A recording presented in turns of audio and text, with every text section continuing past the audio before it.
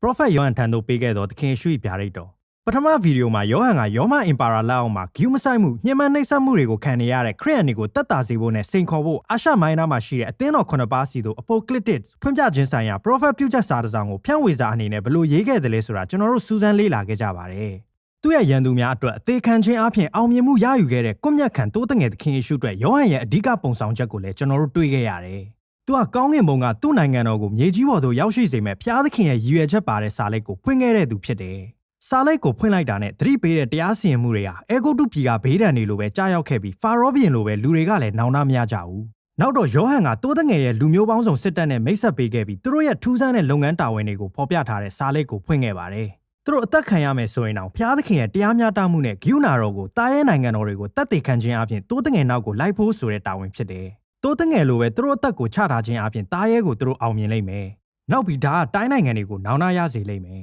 ။စာဆောင်ရဲ့ကျန်တဲ့အပိုင်းမှာတော့ယောဟန်ကတားရဲနဲ့ဖျားလူတွေပေါ်သူစစ်တိုက်ပုံနောက်ဇလန်တစ်ခုလုံးဘလို့ပြီးဆုံးသွားသလဲဆိုတာတွေကိုပုံဖော်ပြတာပါတယ်။တဘိုးခုနှလုံးပြီးတာနဲ့ယောဟန်ကနမိတ်လက္ခဏာများလို့သူခေါ်ဝေါ်တဲ့ယူပါယုံအတွဲများနဲ့ခုနှစ်ဆိုင်ရာအချက်များကိုရက်လိုက်ပါတယ်။နမိတ်လက္ခဏာများဆိုတဲ့စကားလုံးကပုံဆောင်ချက်များလို့ဓာတ်ရိုက်အဓိပ္ပာယ်ရပြီးဒီအခန်းကြီးတွေမှာလည်းပုံဆောင်ချက်များနဲ့ပြည့်နှက်နေပါတယ်။ဒီယူပါယုံတွေကဖွင့်ထားတဲ့စာဆောင်ရဲ့သတင်းစကားကိုတား၍နက်ရှိုင်းစွာစူးစမ်းလေ့လာနိုင်တယ်။ပထမတစ်ခုကတော့ယောမတွေရဲ့ညှဉ်းပန်းနှိပ်စက်မှုကိုခံစားနေရတဲ့အသင်းတော်9ပါးရဲ့ဆင်းရဲဒုက္ခတွေနောက်မှာရှိနေတဲ့စัจ java လာဆိုင်ရာဝိညာဉ်တိုက်ပွဲကိုဖော်ပြတယ်။ဒါကကဘာဦးချမ်းအခန်းကြီး3ကနေစတင်လိုက်တဲ့ရှေးဟောင်းပဋိပက္ခတစ်ခုကိုထင်ရှားပြလိုက်တာပါပဲ။မကောင်းဆိုးဝါးအလုံးရဲ့အရင်းမြစ်ကိုကိုစားပြုတဲ့မွေကိုဒီနေရာမှာငကားအဖြစ်ဖော်ပြထားပါတယ်။သူကမိန်းမနဲ့မိန်းမရဲ့အမျိုးအနွယ်ကိုတိုက်ခိုက်တယ်။ဒါကမေရှိယနဲ့သူ့လူတွေကိုကိုစားပြုပါတယ်။နောက်တော့မေရှိယကသူ့ရဲ့တေခြင်းနဲ့ရှင်ပြန်ထမြောက်ခြင်းအပြင်ငကားကိုအနိုင်ယူပြီးမြေကြီးပေါ်ကိုပစ်ချလိုက်တယ်။အဲ့ဒီမှာပဲငကားကမေရှိယရဲ့လူတွေကိုတိတ်မုံသွားပြီးတော့မှညှဉ်းပန်းနှိပ်စက်တော့တာပါပဲ။ဒါပေမဲ့သူတို့အသက်ခံရရင်တောင်မှငကားရဲ့လွှမ်းမိုးမှုကိုခုခံပြီးသူတို့အနိုင်ယူကြလိမ့်မယ်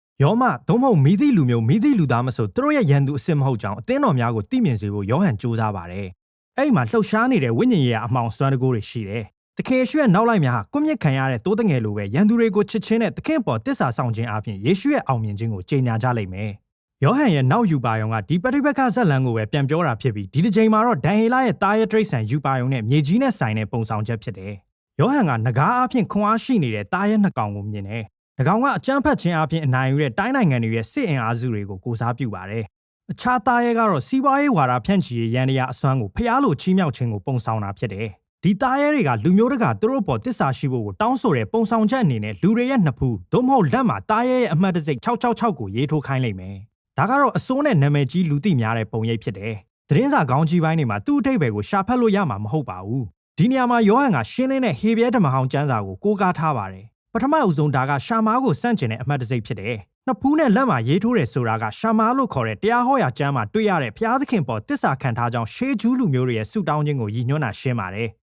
ဒီဆုတောင်းခြင်းကိုနှစ်ဖူးနဲ့လက်မှာရေးထိုးရခြင်းရဲ့ပုံဆောင်ချက်ကတင့်ရဲ့အတွေးများနဲ့လုပ်ရများအားလုံးကိုစစ်မှန်တဲ့တစုတည်းသောဘုရားသခင်ထံအနန္တိအမှတ်လက္ခဏာဖြစ်ပါတယ်။ဒါပေမဲ့အခုပုံကန်တဲ့တိုင်းနိုင်ငံတွေကသူတို့ပေါ်သာတစ္ဆာခံဖို့တောင်းဆိုပြီးဘသူနောက်ကိုလိုက်မလဲဆိုတာကိုလူတိုင်းကိုအတင်းအဓမ္မတွန်းအားပေးပြီးဆုံးဖြတ်ခိုင်းတယ်။ပြီးမှတားရဲရဲ့နံပါတ်က2000နဲ့ချီပြီးစာဖတ်သူတွေကိုအံ့အားသင့်စေခဲ့တယ်။ဒါပေမဲ့ဒါကယောဟန်အတွက်လျှို့ဝှက်နှက်နေတဲ့အရာမဟုတ်ပါဘူး။သူကဟေဘရဲလိုရောဂရိလိုရောပြောနိုင်ပြီးဟေဘရဲစာတွေကလည်းနံပါတ်တွေဖြစ်တယ်။အကယ်၍ဂရိစကားလုံးနီယိုစီစာနဲ့ဟေဘရဲစကားလုံးတားရဲတစ်ခုစီကိုစာလုံးပေါင်းလိုက်မယ်ဆိုရင်ရမယ့်အရေအတွက်က666ပါပဲ။အခုယောဟန်ကနီယိုနဲ့တင်ဒီယူပါယုံပြည့်စုံသွားပြီလို့ပြောနေတာမဟုတ်ပါဘူး။နီယိုကဒန်ဟေလတင်ပြခဲ့တဲ့ရှေးခေတ်နမူနာပုံစံတစ်ခုသာဖြစ်ပါတယ်။တိုင်းနိုင်ငံများကမိမိတို့ရဲ့အာဏာတကူနဲ့စီးပွားရေးလုံခြုံမှုကိုမှားယွင်းတဲ့ဖျားများကဲ့သို့ချီးမြှောက်ပြီးသူတို့ကိုလုံးဝတစ္ဆာခံဖို့တောင်းဆိုလိုက်ရင်အဲ့ဒီတိုင်းနိုင်ငံကတားရဲဖြစ်လာတော့တာပါပဲ။ဒါကြောင့်ဒန်ဟေလချိန်ကာလကတားရဲဟာဘာဘူးလုံဖြစ်ပြီးနောက်တော့ပါရှားလိုက်လာတယ်။နောက်တော့ဂရိအခုယောဟန်ရဲ့နေ့ရက်ကာလမှာတော့ယောမဖြစ်လာပါတယ်။ဒါကြောင့်ဒါကနောက်ဒီလိုပဲလှုပ်ကြမဲ့တိုင်းနိုင်ငံတွေအတွက်လည်းဖြစ်ပါတယ်။တားရဲနိုင်ငံများနဲ့ငကားကိုခိုင်မာစွာဆန့်ကျင်တဲ့အခြားသောဘုရင်ကတော့ကွမြင့်ခံပြီးသောတိုးတငယ်ဖြစ်ပါတယ်။သူကသူ့နောက်ကိုအသက်ပေးပြီးလိုက်ကြတဲ့သူစစ်တပ်နဲ့အတူရှိတယ်။ယေရုရှလင်တစ်ကနေပြီးတော့သူတို့ဆိုလိုက်တဲ့တခြင်းကတိုင်းနိုင်ငံများစီသို့လွင့်ပြန်သွားပြီးတော့မှယောဟန်ကအဲ့ဒါကိုထာဝရအေဝံဂေလိတရားလို့ခေါ်တယ်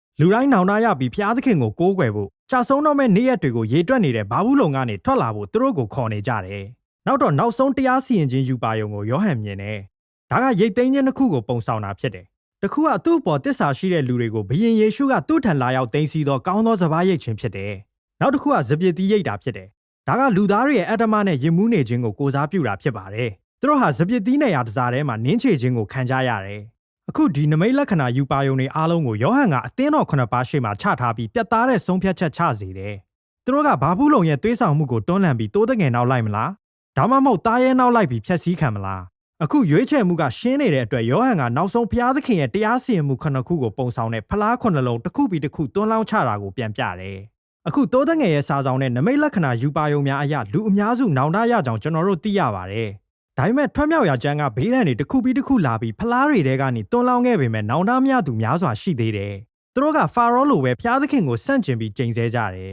။ဒါကြောင့်ဆဋ္ဌမမြောက်ဖလားအထိရောက်လာပြီးနဂါးနဲ့တားရဲကတိုင်းနိုင်ငံတွေကိုစုစည်းပြီးအာမေဂဒုံလို့ခေါ်တဲ့နေရာမှာဘုရားသခင်ရဲ့လူတွေကိုစစ်တိုက်ကြလိမ့်မယ်။အဲ့ဒါကတော့ဣသရေလနိုင်ငံမြောက်ပိုင်းလွင်ပြင်ကိုရည်ညွှန်းပြီးဣသရေလကိုကျူးကျော်တိုက်ခိုက်တဲ့နိုင်ငံများစွာနဲ့စစ်ပွဲများစွာဖြစ်တဲ့နေရာဖြစ်တယ်။ဆဋ္ဌမမြောက်ဖလားကအနာဂတ်မှာဖြစ်လာမယ့်တကယ်စစ်ပွဲကိုရည်ညွှန်းတယ်လို့တချို့ကထင်ကြတယ်။တခြားလူတွေကအဓမ္မအပေါ်ဘုရားသခင်ရဲ့နောက်ဆုံးတရားမျှတမှုကိုတင်စားထားတာလို့ထင်ကြတယ်။ဘလို့နီးနဲ့ပဲဖြစ်ပါစေယောဟန်ကဘုရားသခင်နဲ့ဂေါဂစစ်တိုက်တာနဲ့ပတ်သက်ပြီးယေဇကျေလကျမ်းထဲကပုံရိပ်များစွာကိုရှင်းလင်းစွာဖော်ပြတာဖြစ်တယ်။ဂေါဂဆိုတာဘုရားသခင်နဲ့သူ့ရဲ့တရားမျှတမှုကိုရင်ဆိုင်မှုစုယုံရောက်ရှိလာကြတဲ့ပုံကန်သောတိုင်းနိုင်ငံများကိုပြောတဲ့ယေဇကျေလရဲ့ပုံဆောင်ချက်ဖြစ်ပါတယ်။ဒါနဲ့ပဲတတ္တမမြောက်ဖလားကိုရောက်လာတယ်။ဒါကဘုရားသခင်ရဲ့နေ့ရက်ကိုစတုထမြောက်နဲ့နောက်ဆုံးဖော်ပြခြင်းဖြစ်ပြီးအဓမ္မဟာလူမျိုးနဲ့တိုင်းနိုင်ငံအလယ်မှာတခါတည်းအပီးချိန်မုံခံရမှာဖြစ်တယ်။အခုတော့ယောဟန်ကဖွင့်လိုက်ပြီးဖြစ်တဲ့တိုးသက်ငယ်ရဲ့စာဆောင်ကိုအပြည့်အဝဖွင့်ချလိုက်ပါပြီ။အခုအစောပိုင်းကမိတ်ဆက်ထားတဲ့ဘာဘူးလုံကြဆင်းခြင်းအဓမ္မမှုတွေကိုအနိုင်ယူတဲ့နောက်ဆုံးတိုက်ပွဲနဲ့ယေရုရှလင်သစ်ရောက်ရှိလာခြင်းဆိုတဲ့အဓိကအကြောင်းအရာ၃ခုကိုထပ်ချဲ့ကားထားပါတယ်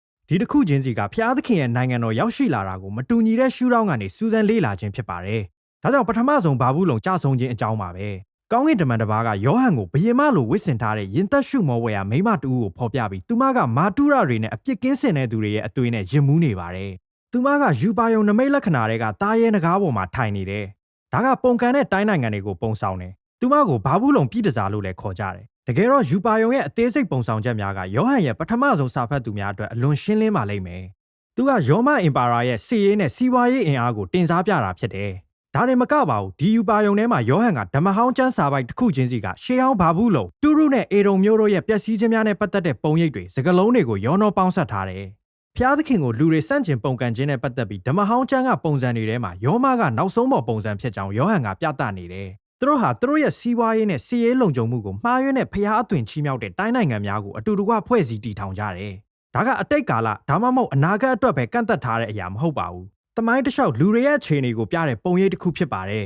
။တခင်ယေရှုပြန်လာပြီးဘာဘူးလုံကိုသူ့ရဲ့နိုင်ငံတော်နဲ့အစားထိုးတဲ့နေ့အထိနောက်ထပ်ဘာဘူးလုံတွေအများကြီးလာအောင်မယ်။ဒါပေမဲ့တခင်ယေရှုရဲ့နိုင်ငံတော်ဘယ်လိုရောက်လာမလဲ။ဒီအခြေအနေရောက်တဲ့အထိသခင်ဖျားရဲ့နေ့ရက်ကိုမီးလောင်တဲ့နေ့လို့ငလျင်လှုပ်တဲ့နေ့လို့ဒါမှမဟုတ်ရိတ်သိမ်းရာနေ့လို့ဖော်ပြခဲ့ပြီးအခုတော့နောက်ဆုံးစစ်ပွဲအနေနဲ့နှစ်ကြိမ်တိုင်ဖော်ပြပါတယ်။ရလဒ်အနေနဲ့ကတော့မာတုရတွေရဲ့တက်သေးထူခံရခြင်းဖြစ်တယ်။အခုဖျားသခင်ကိုစန့်ကျင်ဖို့တိုင်းနိုင်ငံတွေအတူတကွစုယုံနေကြချိန်ဆဋ္ဌမမြောက်ဖလားစီယောဟန်ကကျွန်တော်တို့ကိုပြန်ခေါ်သွားတဲ့အချိန်မှာရုတ်တရက်သခင်ယေရှုပေါ်လာတယ်။သူကကြီးမားတဲ့သူရဲ့ကောင်းမြင်းဖြူစည်းတဲ့ဖျားရဲ့နှုတ်ကပတ်တော်ဖြစ်ပြီးလောကရဲ့မကောင်းမှုများကိုအောင်နိုင်မှုအစဉ်သင့်ပါပဲ။ဒါပေမဲ့တေချာကြည့်ပါသူကစစ်ပွဲမစတင်ခင်မှာသွေးတွေနဲ့ဖုံးလွှမ်းနေတယ်။ဘာကြောင့်လဲဆိုတော့အဲ့ဒါသူ့ရဲ့အသွေးတွေပဲ။နောက်သူ့ရဲ့တခုတည်းသောလက်နက်ကသူ့ရဲ့နှုတ်ကပတ်တော်ဓာတ်ဖြစ်ပြီးဒါကဟေရှာယကျမ်းကပုံရိပ်ထဲကယူထားတာဖြစ်တယ်။အာမေဂရုံဟာသွေးကြောင်းစီးတဲ့စစ်ပွဲဖြစ်လာမှာမဟုတ်ဘူးလို့ယောဟန်ကကျွန်တော်တို့ကိုပြောနေတယ်။အဲ့ဒီစာသူ့ရန်သူတွေအတွက်သူ့အသွေးကိုတွန်းလောင်းခဲ့တဲ့သခင်ယေရှုကပဲအခုတရားမျှတမှုကိုလာရောက်ကြေညာတာဖြစ်တယ်။ဖျားသခင်ရဲ့ကောင်းမွန်တဲ့ကဘာကြီးပျက်စီးအောင်ပါဝင်ခဲ့ကြတဲ့လူတွေနောင်တမရတဲ့လူတွေဟာသူတို့ရဲ့လှုပ်ဆောင်မှုတွေအတွက်တာဝန်ယူဖို့သူလုပ်လိမ့်မယ်။ဖျားသခင်ရဲ့ကဘာပျက်စီးအောင်သူတို့လွှတ်လိုက်တဲ့ငရဲမီးက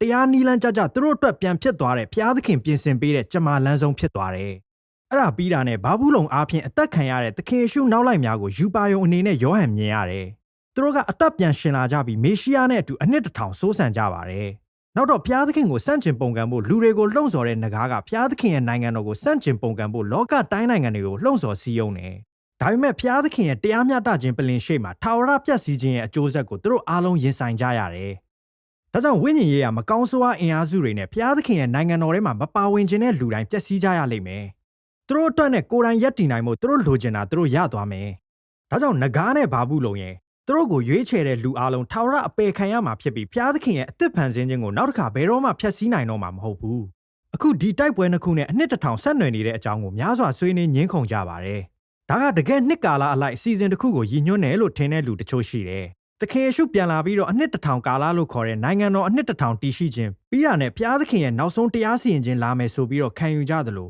အခြားလူတွေကတော့နှစ်တစ်ထောင်ဆိုတာသခင်ယေရှုနဲ့မာတုရများဝိညာဉ်ရေးရာအဓမ္မအပေါ်လက်ရှိအောင်ပွဲကိုပုံဆောင်တယ်လို့ယူဆကြပြီးတိုက်ပွဲနှစ်ခုကတော့အနာဂတ်မှာသခင်ယေရှုပြန်လာမှာကိုမတူညီတဲ့ရှုထောင့်နှစ်ခုကနေဖော်ပြတယ်လို့ထင်ကြတယ်။ဘယ်အမြင်ကနေပဲတင်ကြည့်ကြည့်အဓိကအချက်ကတော့ရှင်းပါတယ်။ဘုရင်အဖြစ်နဲ့သခင်ယေရှုပြန်လာတဲ့အခါမကောင်းမှုများကိုထာဝရရှင်းပစ်လိုက်မှာဖြစ်ပြီးသူ့ကိုတစ္ဆာရှိတဲ့လူတွေကိုသူတတ်သိထူလိမ့်မယ်။ကောင်းကင်နဲ့မြေကြီးပေါင်းစည်းသည့်လက်ထပ်ခြင်းဆိုင်ရာနောက်ဆုံးယူပါယုံနဲ့ဒီစာဆောင်ကိုအဆုံးသတ်လိုက်တယ်။ကောင်းကင်တမန်တစ်ပါးကဖျားသခင်ရဲ့သူနဲ့ဗြိဉ္ဉ်ဖွဲ့ထားတဲ့လူတွေရဲ့ထာဝရပေါင်းစည်းဖို့ရောက်လာမဲ့အသစ်သောဖန်ဆင်းခြင်းကိုပုံဆောင်တဲ့အံ့ဩဖွယ်ရာသတို့သမီးကိုယောဟန်အားပြသခဲ့တယ်။ဖျားသခင်ကသူဟာလူသားများနဲ့အတူထာဝရအသက်ရှင်ဖို့ကြွလာမှာဖြစ်ပြီးအရာခတ်သိမ်းကိုအသစ်ဖြစ်စေမယ်လို့ကြေညာတယ်။ဒီနေရာမှာယောဟန်ရဲ့ယူပါယုံကဓမ္မဟောင်းခရစ်တော်များကိုဖော်ပြတဲ့ရုပ်စုံမှန်မြောင်းလိုပဲဖြစ်ပါတယ်။ဒီနေရာကကောင်းကင်တင်တဲ့မြေကြီးတစ်ဖြစ်ပြီးလူသမိုင်းရဲ့မကောင်းမှုတွေနာကျင်မှုတွေကနေပြန်ကျမ်းမာပြီးပြန်လည်ရွေးနှုတ်တော်ဖန်ဆင်းခြင်းဖြစ်ပါတယ်။ဒါကအေဒင်ဥယျာဉ်အသစ်လည်းဖြစ်ပြီးဖျားသခင်နဲ့အတူထာဝရအသက်ဆိုင်ရာပရတိတုပုံလည်းဖြစ်ပါတယ်